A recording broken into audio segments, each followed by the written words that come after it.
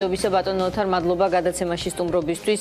6 დაკავებულიდან თუ შეგიძლიათ დაგვიდასტუროთ, რომ 6-ვე არის თქვენი ნაციონალური მოძრაობის მხარდამჭერი. არა, ამას ვერ დაგიდასტურებთ.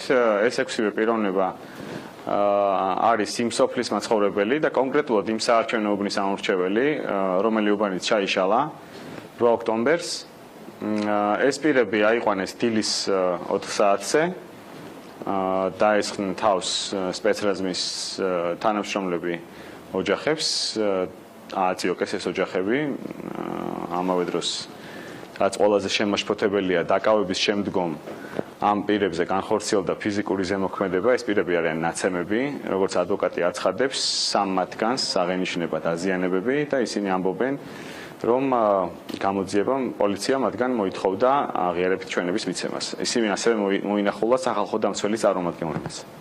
ბატონო ოთარ, თუ შეგიძლიათ დამიზუსტოთ, მაინც რამდენი არის იქიდან ან პარტიის წევრი, ნაციონალური მოძრაობის, ან მხარდამჭერი. აქვს თუ არა ამას თქვენი მხრიდან мотивация, რომ ეს იყოს პოლიტიზირებულად, უკვე ასე ვთქვათ, კვალიფიცირებული თემა თქვენი მხრიდან? რა თქმა უნდა, პოლიტიზირებას რაც შეეხება, ეს ადამიანები იყვნენ სახლში. მათ არ მისვლიათ გამომძიებლისგან უწყება, არ დაუბარებიათ რომელიმე საგამოძიებო ორგანოში დასაკითხად. ჩვენ ვიცით კორცხელის შემთხვევაში როგორც მოიქცა ხელისუფლება, ხო? არანაირი მსგავსი ღონისძიება არ გაუტარებია. ამ შემთხვევაში ეს იყო სამაგალითო ძალადობის აქტი, რომელიც განხორციელდა კონკრეტულად იმ სოფელში, რაც 22 ოქტომბერს იმართება განმეორებითი არჩევნები. ხელისუფლება ეწევა შანტაჟს სოფლის მოსახლეობის, რომ აღნიშნული 6 პირი იქნებიან პატიმრობაში, თუ არ დაუჭერენ ხელისუფლებას მხარს. ამის შესახებ სოფელი არის ინფორმირებული და არის ძალიან სერიოზული უკმაყოფილება და ეს არის ამავე დროს საკმაოდ სენსიტიური საკითხი. ვინაიდან ეთნიკურ უმცირესობას ეხება. ეს არ მინდა პირდაპირ დავაკავშირო, უბრალოდ საკითხს ესეც ძენ სენსიტიურობას. რა საჭირო იყო ამგვარი მეთოდის გამოყენება, რა საჭირო იყო სპეცრაზმის გამოყენება, რა საჭირო იყო სახში შევარდნა, ავეჯის გადაქეკვა და დალეწვა იქაურობის. ამას უბრალოდ ახსნა არ აქვს. ხელისუფლება ეწევა ძალის დემონსტრირებას და სურს, რომ 22 ოქტომბერს მისთვის სასურველი შედეგი მიიღოს. ეს არის ამის პოლიტიზირება. რაც შეეხება იმას, ვისი მხარდამჭერები იყვნენ, როგორც თავად მე ვეყრდნობი ამ შემთხვევაში ჩვენი კანდიდატის ბატონი ახმედ იმამყულიევის განცხადებას და მისგან მოწოდებულ ინფორმაციას, რომ ისინი ნაციონალური მოძრაობის აქტივისტები არ არიან. ბატონო ოთარ, მე მინდა რომ ერთად მოვისმინოთ შინაგან საქმეთა მინისტრის მოადგილე შალვა ხუციშვილის განცხადება აი ამ კონკრეტულ ოპერაციასთან დაკავშირებით და შემდეგ განვაგრძოთ საუბარი. მან გააკეთა დამატებითი განმარტებები პოლიციის ხედვით, რასთან გვაქვს საქმე. ხალხის დაკავება განხორციელდა კანონის შესაბამისად. პოლიცია მოქმედებდა კანონის ფარგლებში სასამართლოს განჩინების საფუძველზე. დაკავების შემდეგ, როდესაც ეს პირები გადაყვანილ იქნენ იზოლატორში, კანონის შესაბამისად არსებობს 4 საათიანი ვადა და ამ ვადის ფარგლებში ყველა ოჯახი გაფრთხილებული იქნა ამ დაკავებისა და ამ პირთა ადგილსამყოფელის შესახებ. ყველა ესენი არიან დაიდენტიფიცირებული როგორც მონაწილეები და ამ შესახებ არსებობს უტყუარი მტკიცებულებები. პოლიციელებზე, საარჩევნო კომისიის წევრებზე, საარჩევნო უბნებზე თავდასხმა არის დაუშვებელი. ჩვენი მოქმედება იქნება მკაცრი და ადეკვატური ყველა ასეთ შემთხვევაში. ბატონო ოთარ, აქ არის ერთი ფრაგმენტი შალვა ხუციშვილის განცხადებიდან. მან თქვა, რომ ყველა ქვეყანაში, სადაც პოლიციელის სიცოცხლეს საფრთხე ემუქრება, გამოიყენება სპეცრაზმი. გაქვთ თუ არა ამ პოსტულატის საწინააღმდეგო რაიმე? ეხა პოლიციელის წინააღმდეგ კორცხელში რაც განხორციელდა, ეს იყო პირდაპირ უნიფორმაში ჩაცმული პოლიციის ოფიცრების უმძიმესი ფიზიკური დაზიანებები მიაყენეს მათ, საავადმყოფოში გადაიყვანეს პოლიციელები და უმძიმესად გაუსწორდნენ ყველას და ბატონი შალვა ხუციშვილის განცხადება მე არ მახსენდება აი ამგვარი სიმკვეთრის და არც ის მახსენდება, რომ სახლებში შევარდნოდა ვინმე იმ ადამიანებს, ვინც ეს ძალადობა დაგეგმა და განახორციელა.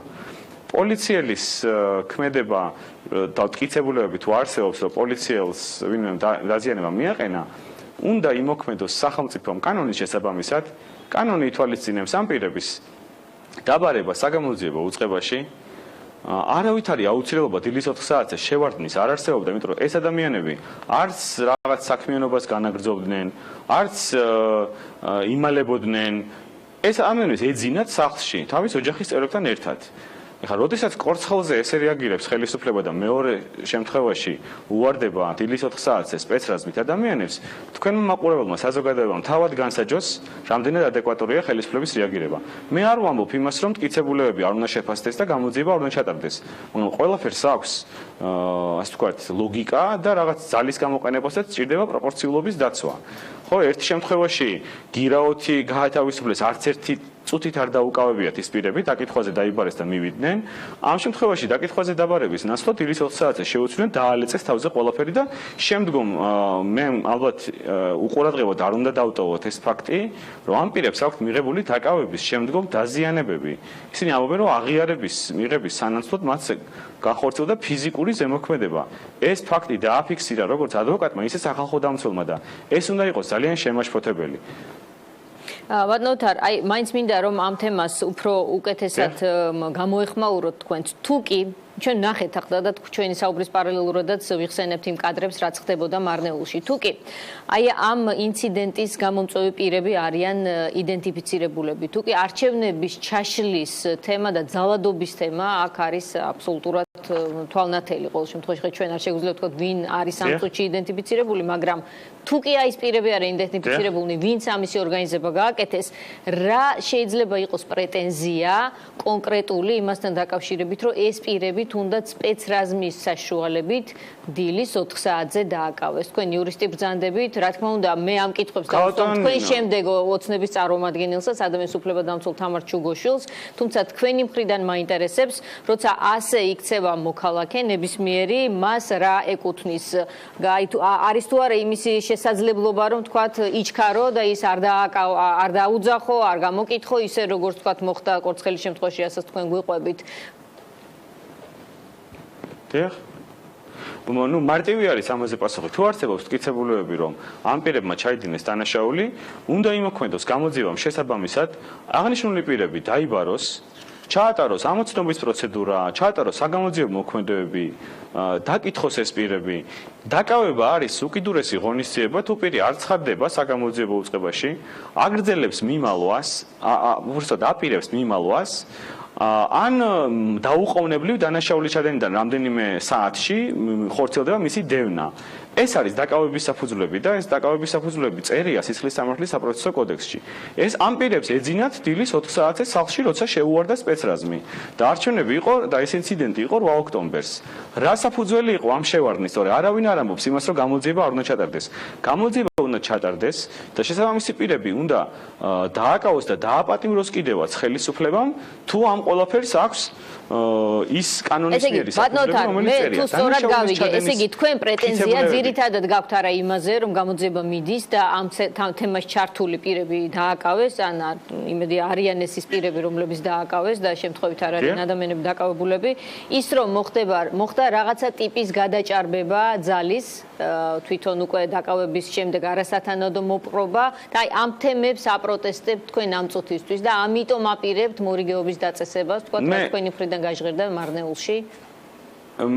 თავარი ქალტონინო, თქვენ ეს გამოგჩათ, რომ ხელისუფლების მხრიდან ძალის დემონსტრირება, რომლის აუცილებლობაც არავითარი აუცილებლობა არ არსებობდა და დილის 4 საათზე სოფელს რო დაეცა თავს სპეცრაზმი და გამოყარეს სახლებიდან ეს ხალხი და დალეწეს ავეჯი და ასე შემდეგ, ამ ძალის დემონსტრირება მოახდინეს, ეს უკავშირდება 22 ოქტომბრის განმეორებით არჩევნებს სწორედ იმ სოფლის იმ უბანში, სადაც ადამიანები ცხოვრობენ. ხელისუფლებას ამით სურს, რომ დააშინოს ადგილობრივი მოსახლეობა, რომ ნაციონალური მოძრაობისკენაც აღარ მისცენ ხმა. ეს არის ხელისუფლების განზრახვა. მეორე, რაც შეეხება ძალადობას, რომელიც დაკავების შემდგომ ხორციელდება, ეს არის რა თქმა უნდა ძალიან შემაშფოთებელი და ამას სჭირდება დაუყოვნებლივი რეაგირება. აქვე ისიც უნდა აღვნიშნო, რომ გამოძიება მაშინ არის ობიექტური და სამართალი მაშინ არის სამართლიანი, როდესაც ის არის შერჩევითი. და არ შეიძლება ერთ შემთხვევაში კორცხელის მოძალადე კრიმინალებს მოექცე ისე, როგორც მოექცა მას ხელისუფლება და მეორე შემთხვევაში 6 აზერბაიჯანელ აზერბაიჯანული წარმოშობის ქართველ მოქალაქეს მოექცეს სხვანაირად. ეს არ შეიძლება ამგვარი მოქმედება, იმიტომ რომ სამართალი და კანონი უნდა იყოს ყველასთვის ერთი. ბატონო თარ, აი ამაზე ხაზგასმა თქვენი მხრიდანაც ხომ არ არის რაღაცა აი ამ ფრთხილი თემის მიმართ ცოტა ზედმეტად ასე ვთქვათ დიახ, რა უწოდო არ ვიცი მეც რომ არ გავამევიდე უხეშად არასწორი ასე ვთქვათ, იმიტომ რომ როდესაც თქვენ ამბობთ რომ კორცხელში არ იყო ისეთი მდგომა როგორც აზერბაიჯანელების მხარ მიმართ, ხო ეს იწევს თუ არა უკვე რაღაცა ტიპის ქვეტექსტი აქვს. აბა მაშინ ქალტონინო შეგიძლიათ ამიხსნათ. ანუ განსაკუთრებული სიფრთხილე რომ მართებს ხელისუფლებას, ვინც არის პასუხისმგებელი, მათ შორის სიმშვიდეზე, მათ შორის სამოქალაქო ერთობაზე, ხო ამაზე ხო არ ვდაობთ, ხო? რა თქმა უნდა. მე ვიყავი ჩასული დღეს მარნეულში და ის ადამიანები არიან ძალიან შეშფოთებულები, იმიტომ რომ მათგან ითხოვს ხელისუფლება მსოფელში ითხოვს მხარდაჭერას და აშანტაჟებს მათ ამ ადამიანების პატიმრობით და ამ სოფელს დაესხნენ თავს და დილის 4 საათზე დააწიოკეს. ამავე დროს იქ დაკარგული არის ფულად თანხა 2800 ლარი, რომელიც დაასახელა იქ ოჯახის წევრმა, ოქროულობა, რომელიც ასევე არის დაკარგული, ავეჯი არის დალეწილი და ამ ადამიანებს აქვს დაკავების შემდგომი დაზიანებები. და კიდევ მე უნდა ვიყო ფრთხილად ქალტონინო? კარგით, ბატონო თარ, ეს უბრალოდ კითხვაა, რომელიც სწორედ აი ამ თემის სენსიტიურობამ ცოტა ყური მომჭრა, იმიტომ რომ აზერბაიჯანი ხელისუფლებას უნდა დაუსვა. აუცილებლად დაუსვა ამ კითხვას ხელისუფლებასაც, თუმცა თქვენთანაც რატომღაც ჩავთვალე საჭიროდ რომ ეს დამესვა. ბატონო თარ, მეორე ტურები იქნება თუ არა რთული? მეორე ტურები იქნება რა თქმა უნდა რთული, ვინაიდან ხელისუფლება მიდის ყველანაირ მეთოდზე. იმ უბნებს სადაც თulis რომ არჩევნებს აგებს, იმ უბნებს არბევს, ლეწავს ყველაფერს და ამ მეთოდებზე მიდის. ეს არის ძალიან მძიმე პირობები, მიუხედავად ამისა, ნაციონალური მოძრაობა მაინც აგრძელებს, რა თქმა უნდა, ბრძოლას და ჩვენი კანდიდატები მაინც იმუშავებენ, შეეცდებიან კიდევ უფრო მეტი ამომრჩევლის ნდობის მოპოვებას. და იმედია, რომ ამჯერად მაინც ეს პროცედურები ჩაიდეს უფრო ნორმალურ შეგიძლიათ მითხრათ, ან სადელით უფრო მეტად ეხა მარნეული გასაგებია სიტუაციის გაცხელებას.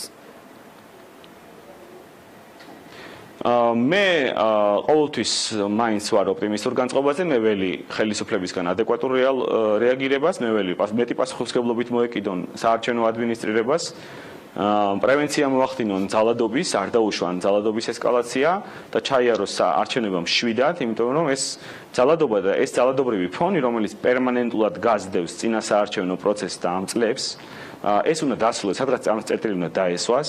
ამიტომ მე იმედი მაქვს, რომ არჩევნები გადადება შედარებით ნორმალურ გარემოში და ჩვენ საზოგადოებას ექნება საშუალება, რომ შვიდვითარებაში გააზრებულად, რაციონალურად მისცეს ხმა და დააფიქსიროს თავისი არჩევანი. ბატონო თარ, რამე ხომ არ გაქვთ სათქმელი ოცნებისთვის, თამარ ჩუგოშვილია ახლა ჩვენი სტუმარი, რომელთანაც შეკითხვით უნდა გადავიდე.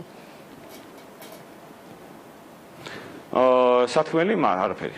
არაფერი მაქვს სათქმელი. ოთარ კახიძე, ნაციონალური მოძრაობის წარმომადგენელი იყო ჩვენთან სტუმრად, თამარ ჩუგოშვილთან გადავდივართ ქართული ოცნების ეგრეთ წოდებულ ახალ სახესთან.